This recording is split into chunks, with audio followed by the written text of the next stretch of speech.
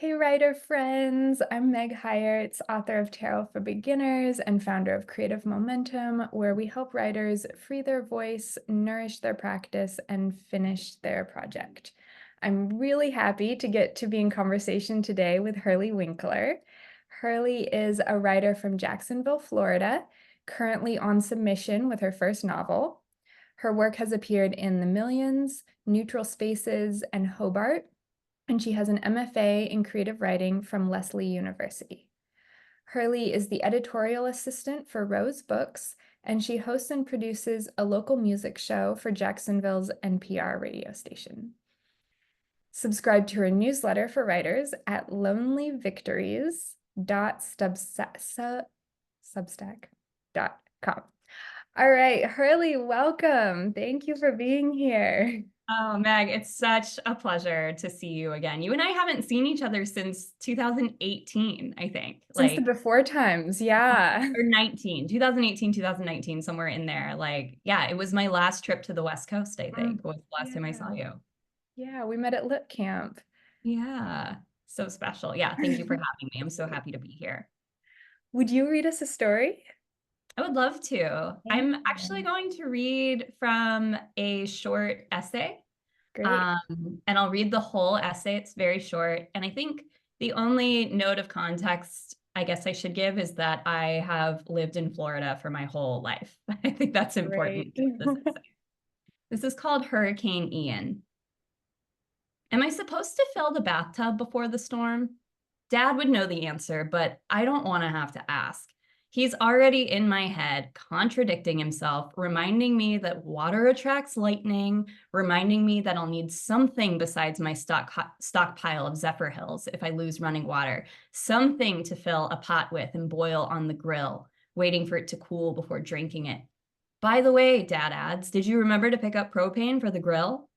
I did not remember to pick up propane for the grill. By now, the hardware store, along with the rest of town, is closed, boarded up. The wind is shucking the palm trunks. So I compromise. I fill the tub and vow to drain it the moment I see lightning flash through the slats in the blinds. But the lightning never shows. The storm drifts. I sleep. I wake. I go to the bathroom where the unfamiliar sight of all that water startles me at first. The whole upstairs is humid for it. Or the whole upstairs is humid from it, the air thick like an eye wall. I stick a toe in the tub. The water is freezing. In my head, my dad clears his throat again. Waste not, want not, he says. I have to do something with all this water. My first idea is to force myself to sit in it for a while. Wouldn't that be a good exercise in tolerance? Better question, why does my first thought always involve punishing myself somehow? I don't have to ease myself into the cold. I don't have to shiver. I pull the stopper and let the water drain. I waste it all and want so much. That's so beautiful. I love that. Thank you, Meg. That's so cool. You can tell a whole story, and I think that was like 2 minutes. So as educators, you and I both emphasize and celebrate creative process. So I'm really excited to nerd out together about creative joy. Do you have a favorite framework or core philosophy that you teach from? Yeah, well, I'm so glad you said creative joy because joy is a huge part of how I write and how I teach. I really teach from the understanding that most people take writing workshops, which is primarily what I teach, because they need deadlines and they need accountability. And the cherry on top is whatever they learn from me and other people in the class. So with that in mind, I really try to help the writers in my classes develop a writing practice, a revision process that's joyful and sustainable. And from a craft perspective, though, I really teach with the belief that, and I think this is sort of, I don't know, people who write literary fiction are kind of at odds with this a lot of the time, but I really believe that when writing is at its clearest, we have the best chance of engaging a reader. So in my classes, we focus so much more heavily on a piece of writing's clarity, the architecture of the piece versus like the beauty of the language. But these days, I'm mostly teaching a class that's called Growing Our Books. And it's designed to help writers dive into writing book length projects and really overcoming the intimidation factor that comes with writing a book length work. So in that space, the group offers ideas for lengthening each other's projects rather than, so often in a workshop, we'll be improving the prose that's already on the page. This is really like a 5-week brainstorming session for a project, and with deadlines in the mix, with submitting your writing. So I found that that's like my sweet spot. Like I invented this class and I'm like, oh, I don't think I want to teach another class. Like I think if this is just what I want to teach forever potentially, because I've been working on a novel for 4.5 years, and before I started it, and as I started it, as I continue to work on it, there's still just so much intimidation around writing a book. So I figured, oh, let's create a space where people don't necessarily have to have a manuscript done. They can just come and share what they have, and we can help each other grow. Oh, that's beautiful. Overcoming the intimidation factor together. And Yes. I'm so happy you've created a home class to kind of live in. It's been great. Yeah, it's honestly been great for me too. Like I feel like I just always learn things from people who take the class too. Because I've finished a novel, but I'm still working on getting it published. So it feels like I still have so much of that intimidation factor as well. So for me, the feeling that I'm not alone when students come to the class is also really great. Yeah.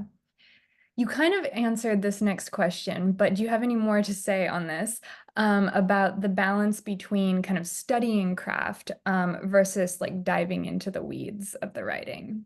Yeah, I do have a lot of thoughts on this. I've always very much been a very like dig in, get my hands dirty in the weeds kind of a writer.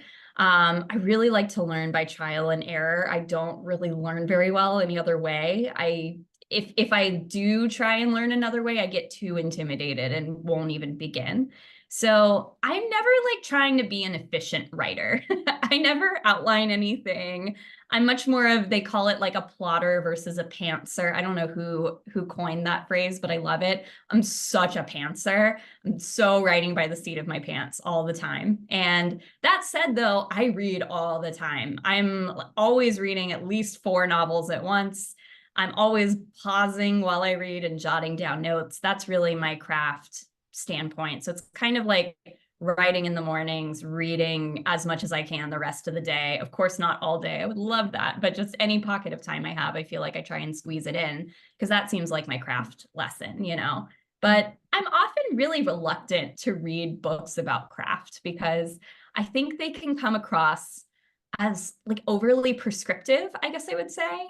So I actually started a book club for writers, like just for writers, where we read books about craft and creativity. And that was kind of similar to growing our books, like wanting to be around people who are also intimidated. I wanted accountability for myself to actually read these great craft books that are out in the world. And we've read some really good ones. We've read some, I won't say which, that just didn't resonate with me as much. But it's always interesting bringing those to a group because you see how one craft book might work for someone and won't work for another person, but it'll be like the secret that like the thing that unlocks everything for one writer, but the other's like, I didn't really get it. So I find that really fascinating. Can I ask you, are you a writer who likes to read a lot of craft books, or do you learn more from like for instance, working on a novel, like reading other novels? Mm, I love craft books and I try to like abstain from them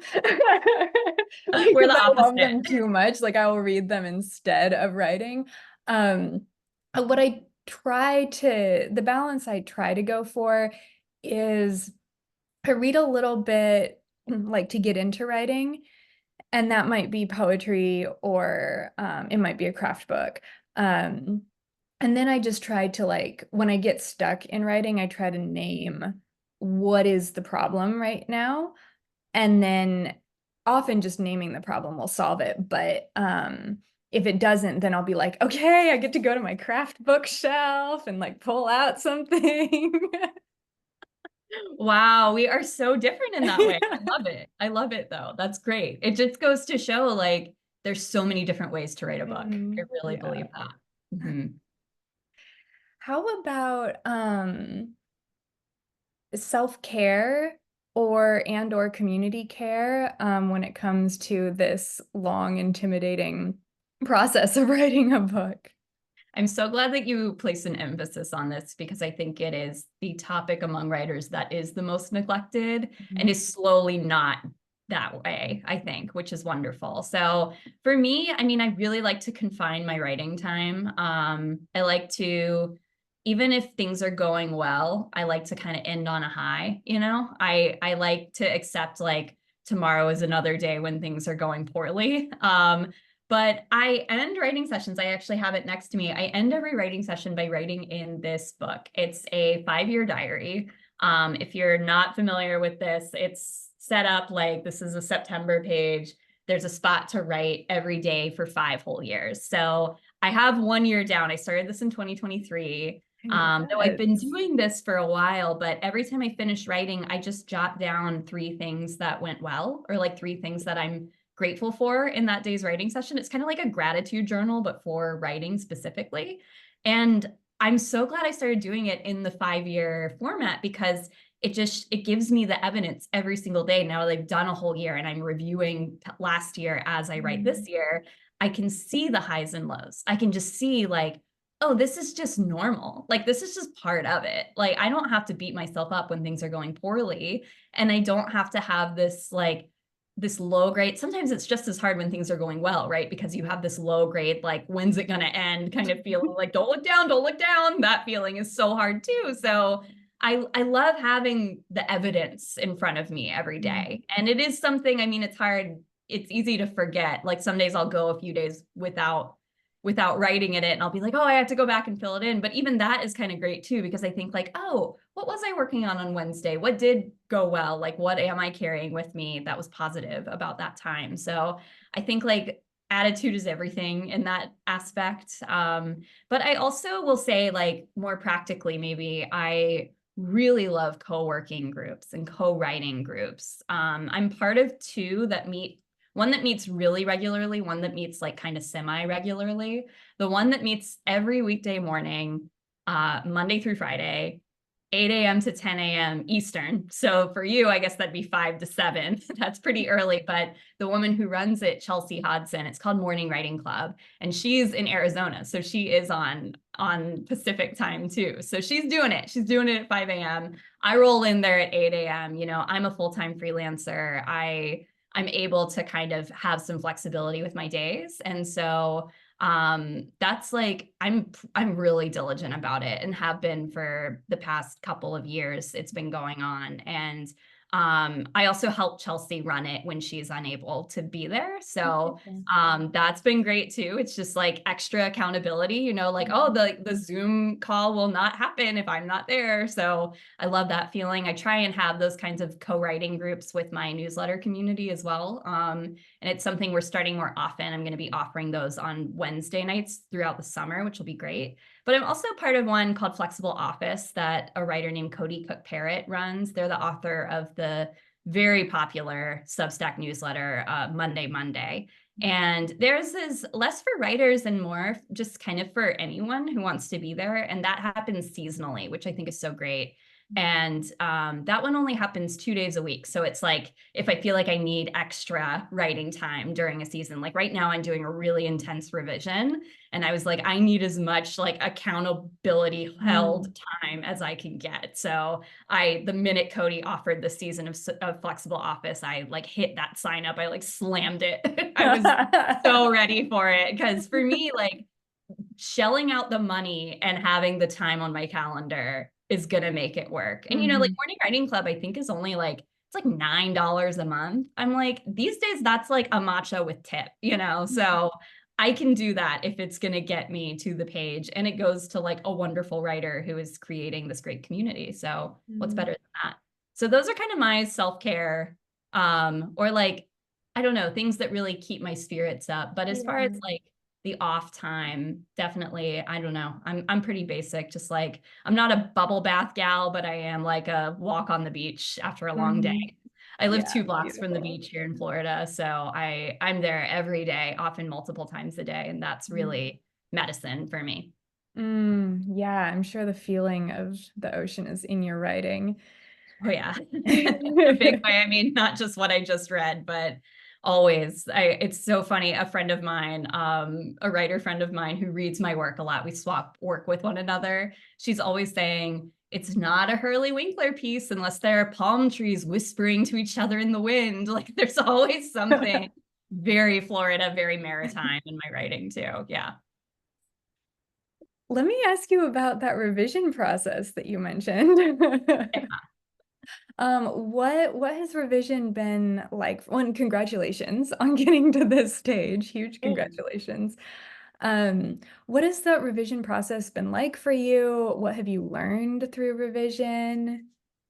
Yeah, it's been so much revision. I mean, I'm really of the mindset where I love to revise and I hate drafting. So I will write a first draft as fast as humanly possible. Like I think for someone like me, NaNoWriMo is great because it's like, okay, 30 days, let's get it done, like let's see what we can do. Because then once you finish that, it's just all about making it better. And I just love that feeling. Like beginning can be so cumbersome for me. So that said, I wrote the first draft of my novel very quickly in 2020. And so from there, it's just been revisions since probably like April of 2020. I've been revising the same book. And it is it's a lot. I mean, it's truly just trial and error. And now, I'm in a new stage of my writing life where I do have an agent now. I've signed with someone. We're on submission. Things I can't really say exactly what's going on right now because things are still just so murky, but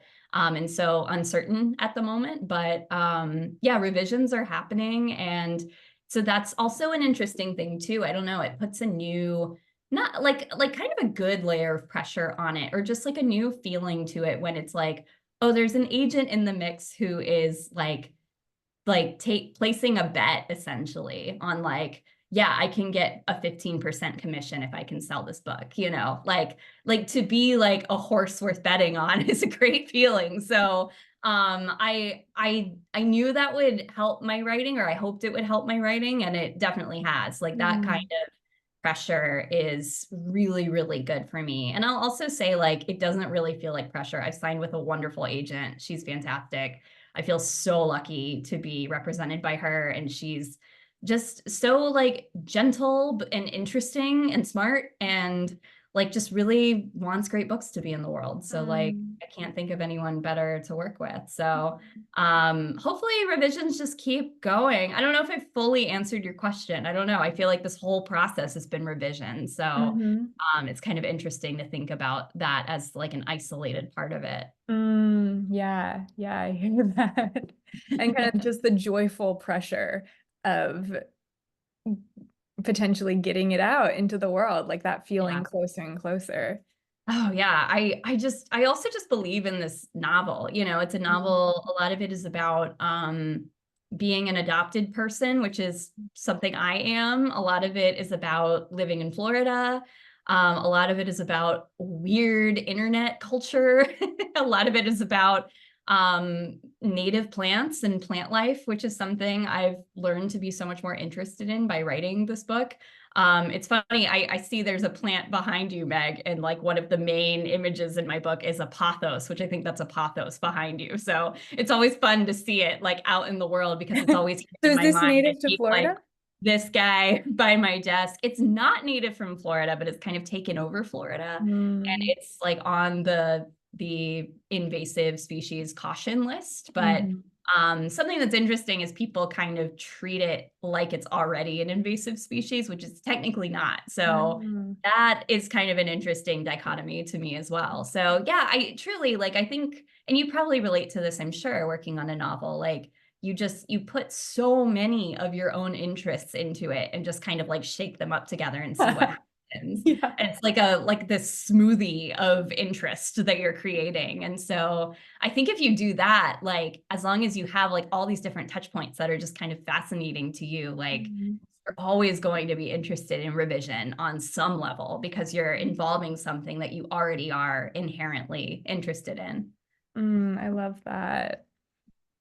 So this isn't really a question, but more of a gratitude. In your beautiful essay, Stay With Me, Rock My World, which was published in Hobart, there's a part where the speaker is in a coffee shop and she notices a stranger's insulin pump, and she happens to know that the warranty on that brand of insulin pump has recently expired, and she worries for him. And that just reading that one paragraph just really changed the way that I feel in public spaces. Like now I'm at a coffee shop wondering, like, how many of these strangers are feeling concern for one another right now, and how much sweetness is like secretly passing around the room right now. So I just wanted to appreciate you for that. That's so nice of you to say. Thank you. And I've gotten that essay in particular, which is about my partner has type 1 diabetes, and I've gotten so many emails after that essay came out from parents of kids with diabetes that find it somehow, Mhm. who just seem to get a lot of emotional value out of that essay. And I've never written anything that's had that kind of impact on anyone.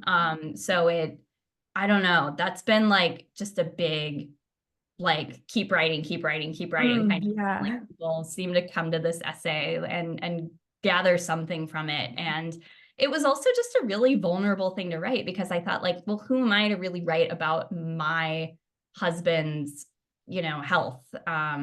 But it was something that had an interesting impact on our relationship too. So, like, in a good way. I Mhm. honestly think it, like, brought us closer in a way. So thank you. All that is to say thank you for reading and for saying that. It's so, so nice of you to say. Mm.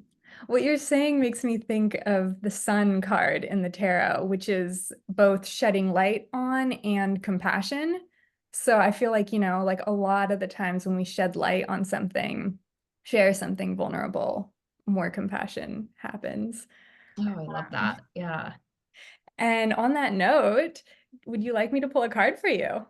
Oh, I was really hoping you would ask. Yes, please. All right, let's ground for a second. You can close your eyes if you like, and just take a couple deep breaths.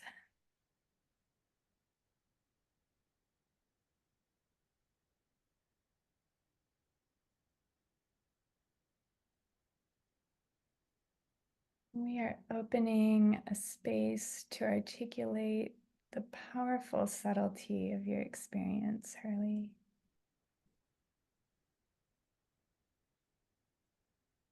Thank you. Right. So, is there anything going on in your craft or process that you're kind of like, "Oh, I got to figure this out," or yeah? Yeah, I think for me right now, I know what I need to do. I just need to do it. And it's an Mm, aspect of, like, perseverance that I think mm, I need some wisdom for right now. So I'll mm. take anything I can get. All right, universe, please lend Hurley some wisdom around perseverance. Okay, we got a jumping card. Ooh, okay. All right. So this is the tower, Ooh. and it is not as bad as it looks. I will preface this by saying that I'm in my tower year. Um, so numerologically, we all have kind of a tarot card that guides the year that we're in. And I was so scared.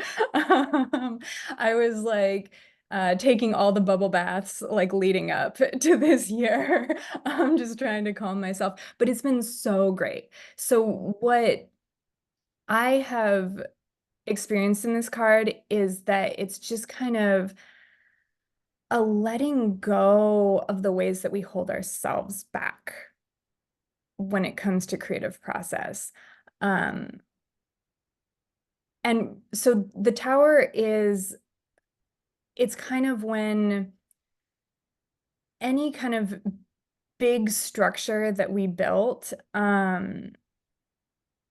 is crumbling um, for out of like divine love of like, this has to go because you are meant to be flourishing in a different way. The kind of the tower that's built out of fear, the tower that's built out of guarding against scarcity. So the ways that we're like clinging and clenching and like, no, that's the tower that's falling. So there's a lot of spiritual energy that's released.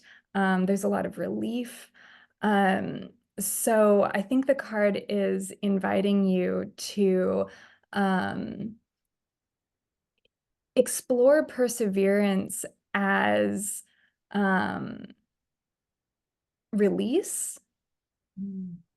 What are you like? Are you persevering at dismantling something that needs to be dismantled, whether that's taking on like the challenges that the content of the work takes on and is like, you see problems in the world and you're like, I'm going to write a book that helps dismantle those problems, as well as the way that you approach and just that giving kind of fuel, like motivation to show up and persevere, um, as well as you and your process, again, the ways that you might hold yourself back, dismantling those and letting the book guide you in that. So, you open up your laptop and you're like, all right, I have to revise chapter 17 today or whatever.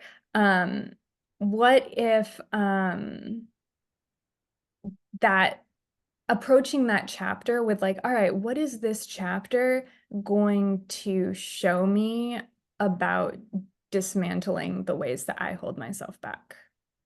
Oh, So wow. every chapter is a tarot card if you're asking if you're asking the I gender of that. love that. Wow. And really, this is all resonating because even just on a surface level, like where I am right now in the process, it's like I went out on submission, got feedback, realized I needed to revise. So it truly is like when you go out on your revision, or submission, you really think like, oh, like this is perfect. This is a great, like I did it. This is a manuscript. It's like ready to be bought by someone. Like you just like hype yourself up so much around it to like believe in the work. And then when people tell you it's imperfect and tell you like, actually, we would really like it to be this way instead, like, of course, like the tower is crumbling, building Mhm. a much, much stronger manuscript. And now, when I look at it, I think I do see the strength, and I think, Mm.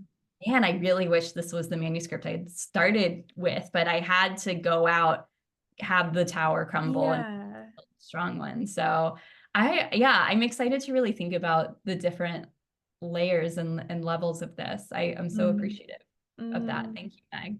Oh, you're so welcome. And another aspect of this tower is restructuring with a foundation of love. Mm. So that's the other thing that can be reassuring as we build our tower and take it down, build it and take it down. I bet you've been doing some good work this year around that Oh, tower year. yeah. Yeah, yeah. That's amazing. Thank you so much. You're so welcome. Would you offer us a exercise or prompt? I would love to. And this is a ritual that I do by myself. I've never tried really telling someone else how to do it. It's something I made up last year, or at least I think I made it up. Maybe someone actually has a phrase for this, but I just call it, for me, I call it my shells because, and I'll explain why in a second, but it's actually a tarot prompt. So I think this is something that people should try and do on a milestone day. So for me, I did this on my birthday last year, my 31st birthday. But even if it's like an anniversary of something, or even if you like really want to try it and no milestones are coming up and you just want to do it on like the first day of the month or on the new moon or the full moon, something like that. Just I would attach it to something in the day. I want everyone to go to a natural landscape near them, something they visit very frequently. So a park, a trail, a spot in your yard. If you live in the city, maybe there's like a nice like park near you that you could go to, or even just a little sunny spot on your patio. For me, it's the beach, because like I said, here in Florida, beaches everywhere. So I'm there all the time. That's the place that made the most sense for me. So on your milestone day in your beautiful place, you have your your tarot deck with you. Pull 3 cards in that landscape. And I think this is I'm kind of new to tarot, Meg, so maybe you can talk about this, but I think this is a pretty typical way of pulling 3 cards, like one to represent the you of now, one for your path, and one for your potential. So think about that as you're pulling them. And then as you have your cards, this is kind of the tricky step, I think, is finding 3 things in that natural landscape that represent the cards that you pulled. So it could be 3 different leaves. It could be 3 acorns. It could be different stones. In my case, I choose seashells, which is why I just call this the shells. So I want you to focus on the things you've scavenged from that natural landscape and find a way to channel the card into that object, or find a way that the card and the object are talking to one another. So I'm going to walk you through what my 3 cards were on my birthday. And these are 3 cards that I've thought about every single time I've gone to the beach and collected shells. So the me of now was 5 of Pentacles reversed. And I'm using a book that's called Neo Tarot by Jericho Mandiber. And Jericho is saying that a lot about the importance of cutting losses with 5 of Pentacles reversed. So I selected a battered shell. I brought some shells to show everyone. A battered shell to kind of represent like a loss that I can cut. And so that's what I ask myself when I like hold the shell. I'm like, okay, what's with the me of now, like what's a loss I can cut? That's a question I ask myself every time I go to the beach now. For my path, I selected the Magician reversed.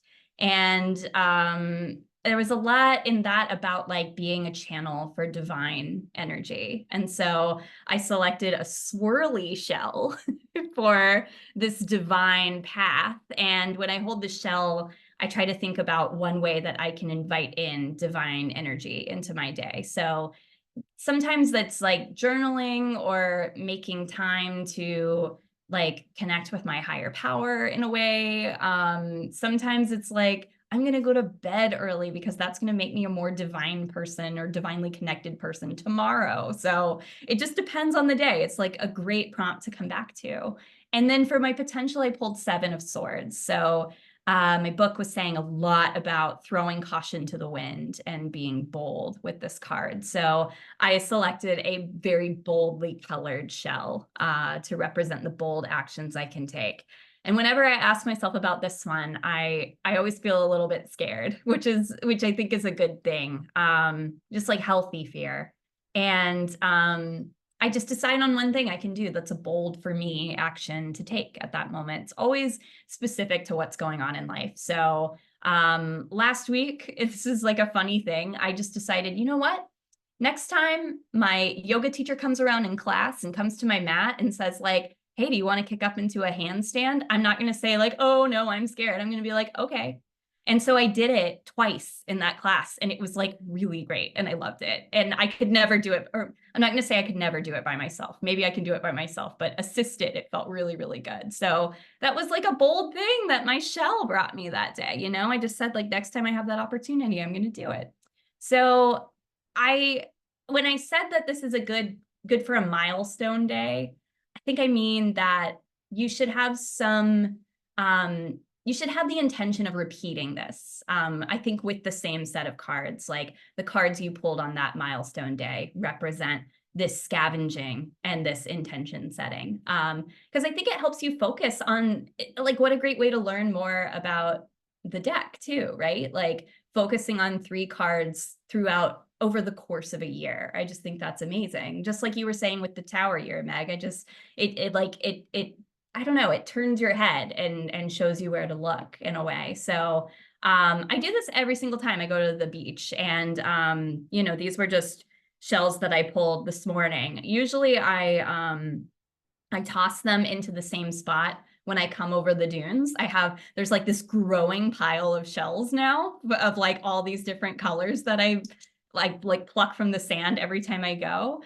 And it's like my little secret. Like these are just shells that have had like just wishes and intentions cast onto them, and I'm seeing them just like grow and grow and grow. Actually, I'll send you a picture of the pile next time I go down there. But it's such a so if you're able to have a place where these things can accumulate, I think that's a really powerful action to pair with this. So I know that's a very long prompt, but I think it's been such a great one for me, and just like this nice little secret I have. Like, I'm gonna go get my shells and like really reflect on what's going on.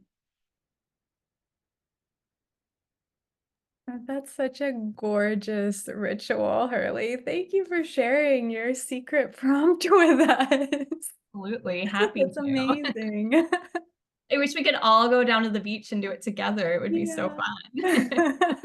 We'll have to find a place where maybe we can all upload the pictures of our accumulated piles. I would love to see everyone's. That's so cool. I will make a note and let's make that happen.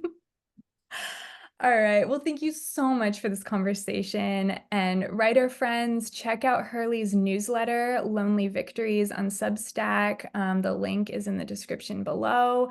It's a wonderful resource for staying afloat and joyful in the creative process. Hurley's also leading a co-writing group every Wednesday this summer, and the link for that is also going to be below. Well, thank you so much, Hurley. Take care, everyone, and happy creating. Thank you, Meg. I'm so appreciative. Thank you for having me. Happy creating, everyone. Happy creating.